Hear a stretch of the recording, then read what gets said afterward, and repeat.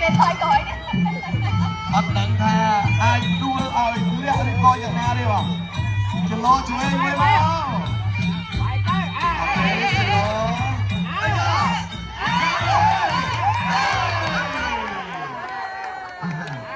ហាក់បីដូចជាគ្មានលំនឹងតតតែសោះតាមដងបកគូខៀវអត់តែខ្ញុំគិតថាបែរហ្នឹងគ្រាន់តែខ្យល់បក់ក៏ខ្យល់បក់បើតែបាទ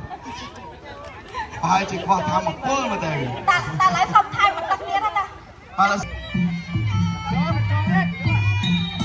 បងអើយការទស្សនារបស់ទស្សនិកជនខកបំណង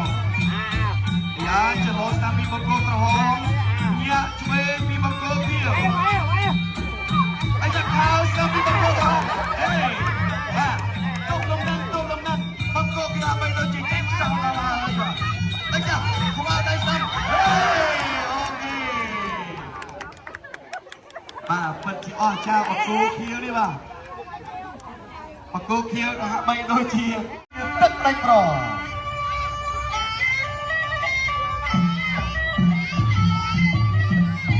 បញ្ចេញអស់ពីសមត្ថភាពមានប្រមាណក្បាច់ឲ្យចេញអស់បាទខំហាត់យូរហើយបាទហាត់យូរហើយគួរតែបញ្ចេញអស់ហើយព្រឹត្តិការណ៍នេះជារបស់យើងហើយ